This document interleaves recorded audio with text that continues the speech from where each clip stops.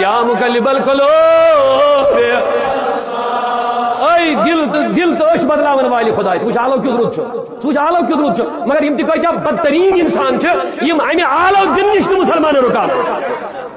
جس داؤدی صاحب کو بدعت کا پتہ ہی نہیں بدعت ہوتا کیا ہے، اس بندے کو آپ نے مسجد میں مائک پہ چڑھا کے رکھا ہے اور سامنے ایک بہت بڑی عوام کو گمراہ کر رہا ہے، اور خود تو ہے ہی گمراہ لیکن عوام کو بھی گمراہ کر رہا ہے. یہ دیکھیے داؤدی صاحب، مجھے آپ کے ساتھ کوئی ذاتی جنگ نہیں ہے، مجھے آپ کے ساتھ کوئی نفرت نہیں ہے، رب گواہ ہے اس چیز کا. اتنا ہے کہ مناظرہ کرنا ہے تو آپ کے ساتھ کرنا ہے، اور اتنا مجبور کروں گا میں تم سب کو، اتنا مجبور کروں گا میں تم سب کو کہ ایک دن آپ خود وہاں سے کہو گے کہ اس کو میرے پاس لاؤ، ہم مناظرہ کریں گے. اور اس دن ہمارے گھر میں مناظرہ نہیں کریں گے، آپ کے گھر میں ہم مناظرہ کریں گے، ون اور ون، آپ اور میں، بس اور کوئی نہیں. چلو میرا یہ ٹاپک نہیں ہے اس وقت، بس میں کہنا چاہتا تھا.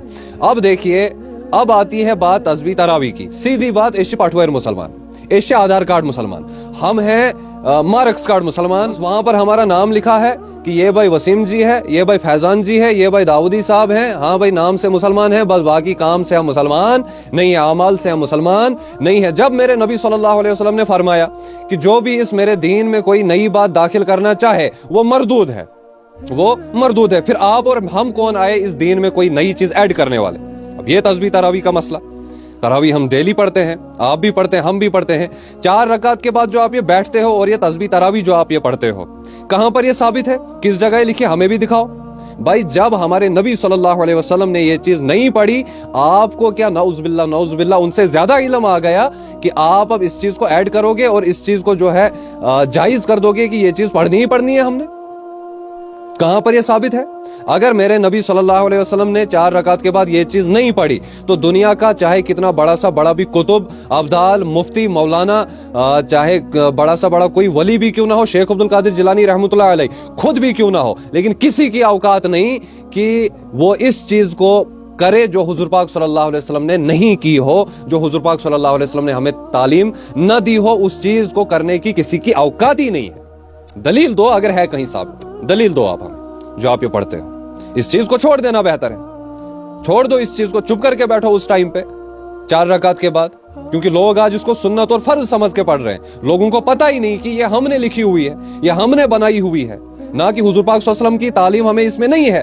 پھر ہم کون آتے ہیں، آپ کون آتے ہو اس چیز کو دین میں ایڈ کرنے کے لیے جو ہے سامنے اب مشرکوں کا ٹولہ ہوتا ہے. مطلب میں پریشان ہو جاتا ہوں، جس چیز کا حکم ہی نہ ہو اس چیز کو آپ ایڈ کر رہے ہو. بھائی سنو، اب آپ بولو گے ثواب کا ہی کام ہے، بھائی پھر 2 کی جگہ 4 رکعتیں نماز پڑھو صبح، پھر اذان کے ساتھ محمد رسول اللہ صلی اللہ علیہ وسلم بھی اینڈ پر پڑھو لا الہ الا اللہ کے ساتھ، پھر عید کے دن اذان بھی دے دو آپ، اس میں بھی یہ بھی ثواب کا ہی کام تو ہے اذان دینا. لیکن نہیں، یہ نبی صلی اللہ علیہ وسلم کا دین نہیں ہے. تو اب ظاہراً کتنا بھی نیک کام کیوں نہ دکھتا ہو، لیکن ہمیں اس چیز کو کرنے کا کوئی حکم ہے ہی نہیں تو ہم نہیں کریں گے. سیدھی بات، چھوڑ دو.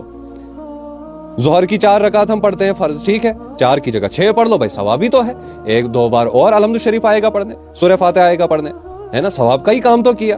یا اذان کے ساتھ یا عید کے دن اذان دے دو، ثواب کا ہی کام تو ہے. نہیں جی اس کا حکم نہیں ہے، جب اس کا حکم نہیں ہے تو اس کا بھی حکم نہیں ہے، پھر اس چیز کو بھی آپ چھوڑ دو. جہاں پر بھی آپ وہ چیز کرو گے جو دین میں نہیں ہے، جو اللہ کے احکام نہیں ہے، جو حضور پاک صلی اللہ علیہ وسلم کا طریقہ نہیں ہے، وہاں پر آپ ہمیں سامنے چٹان کی طرح کھڑا پاؤ گے. باقی ہمیں آپ سے کوئی ذاتی دشمنی نہیں، کوئی مسئلہ نہیں ہے، کوئی کچھ بھی نہیں ہے. بس یہ ہے کہ جتنا دین ہے، جتنا ہم تک دین پہنچا ہے اتنے دین پر چلو، ایڈ کرنے کی ضرورت کوئی بھی نہیں. بس یہ چیز ہم کہتے ہیں، اور دوسری چیز ہم کوئی نہیں. جس داؤدی صاحب کو بدعت کی تعریف پتہ نہیں، جس داؤدی صاحب کو بدعت کا پتہ ہی نہیں بدعت ہوتا کیا ہے، اس بندے کو آپ نے مسجد میں مائک پہ چڑھا کے رکھا ہے اور سامنے ایک بہت بڑی عوام کو گمراہ کر رہا ہے، اور خود تو ہے ہی گمراہ لیکن عوام کو بھی گمراہ کر رہا ہے. یہ ہے آج کے مسلمانوں کے عالم جن کے کندھوں پر اسلام کی ذمہ داری ہے، جن کے کندھوں پر دین کی ذمہ داری ہے. ان لوگوں کو بدعت کی تعریف کا پتہ نہیں ہے اور چڑھے ہیں مسجدوں پہ، ممبروں پہ مائک لے کر عوام کو گمراہ کرنے. این خدائی سن عذاب کیا کیس نہیں آئے گی اللہ رب العزت کی پکڑ، تو پھر کیا ہوگا؟ ہمیں قرآن کی طرف آ جائیں، جو قرآن میں ہمیں اللہ رب العزت نے فرما دیا، یا ایھا الذین آمنوا اطیعوا اللہ واطیعوا الرسول. بس یہی ہے اصول. سیدھی بات، قرآن کی طرف آؤ، حضور پاک صلی اللہ علیہ وسلم کی زندگی کی طرف آؤ، شرک بھی ختم، بدعت بھی ختم، دین حق غالب ہو کر رہے گا انشاءاللہ.